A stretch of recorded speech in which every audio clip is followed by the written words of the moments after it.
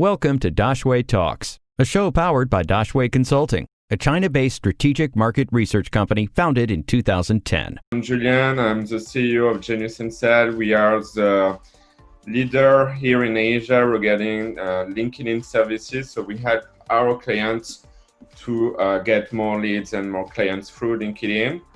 And besides that, with Thomas, we also run a community here in Shanghai called LinkedIn Local Shanghai. And I am Tamar Hella. Thank you so much for having us. I am the COO of our agency, Genius Insight. So Julien and I are business partners. I founded the chapter of LinkedIn Local Shanghai. And if anyone's not familiar with what LinkedIn Local is, it is one of the largest professional networks globally centered around LinkedIn. And it's become so large that LinkedIn started governing us last year as volunteers. So in our community, we have about 3,000 members in Shanghai. However, globally, it's in over 100 countries and 1,100 cities. So it's quite an important network globally, and it's been amazing to see how it's grown in the past 3 years. What different regulations does LinkedIn China face that the West doesn't? So basically, it's just, we would call it features not available to sound a little bit nicer, right? Basically, the native video doesn't comply with the government regulations. So LinkedIn was really smart and said, okay, we won't have video.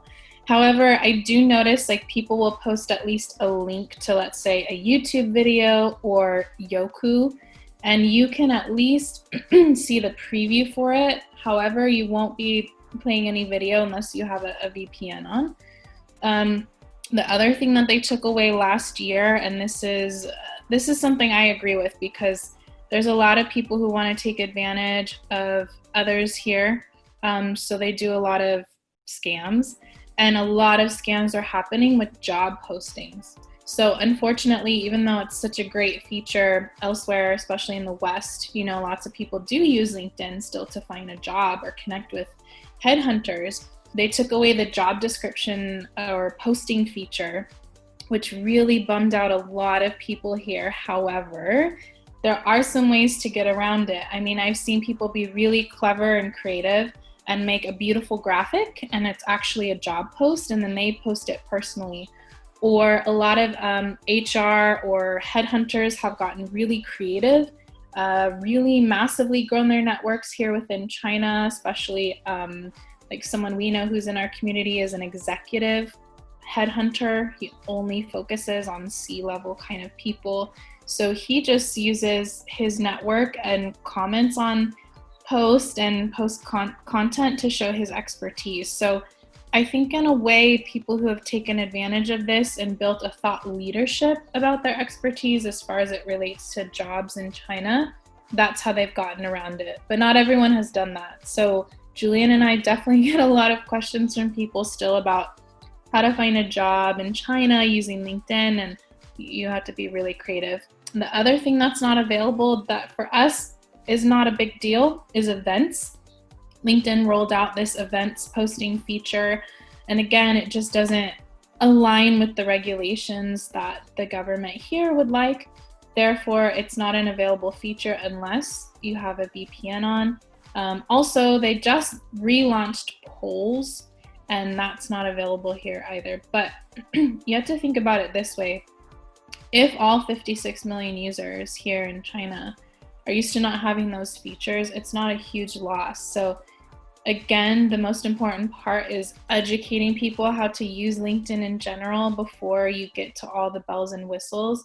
And it really is focusing on growing and expanding your network, and also increasing your inbound marketing plan by posting content consistently, sharing your expertise. How does censorship apply on LinkedIn China? We talk about the Hong Kong political situation. I mean, definitely, you have an office in LinkedIn in Beijing, and it's obviously, again, to be aligned with the government. So yeah, for example, for people that express this kind of opinion directly in China, I mean, you don't see in the feeds. So So yeah, there is a censorship, and this is abuse. I mean, you know, when you are a foreigner, you have to be aligned on what we expect from you. But yeah, I mean, like, but globally, for the rest of the topic, you are free to share your opinion. Recently, I would say, and because Hong Kong crisis is more than a year right now. I mean, like, yeah. It's even really that it was abuse that you cannot see on your LinkedIn feed if your VPN is not turned on. But except that, well, I think there is a relatively freedom of expression. I didn't see some polemic content was posted, and but yeah, what could affect again the central government is definitely not shown on LinkedIn. And I think it was part of the deal, right? Because LinkedIn is owned by Microsoft. And definitely, I think, I don't know all the detail, but obviously to be authorized like other social platforms like Facebook didn't have this right. I think part of the deal was, okay, you have to maybe censor this kind of content and give us obviously the data of the user. Anyway, we know how it works here. Yeah. How can users integrate their LinkedIn traffic with Wechat or drive LinkedIn traffic to local Chinese platforms?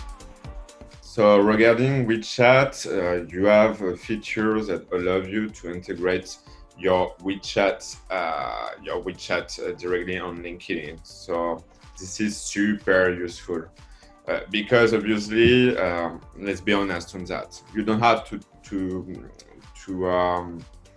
stay really in the platform because you have to envision that LinkedIn it's really the first door, the first entrance, but you want to drive people into a more convenient environment. And here in China it's obviously Wechat. I mean, people spend the majority of their time on Wechat.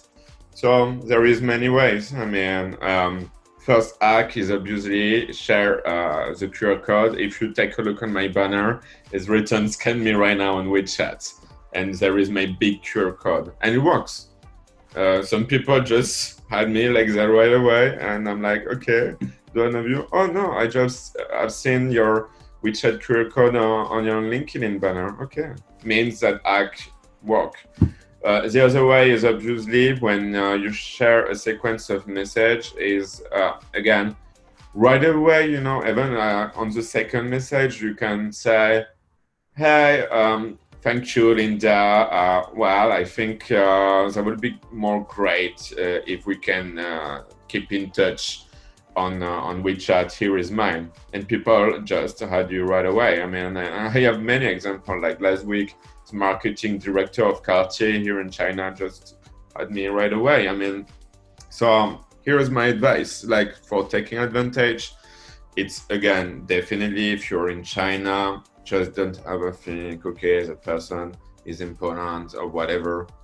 Almost everyone, I mean, 99% of people, when you just write your Wechat, they are going to add you. So it's very, very powerful.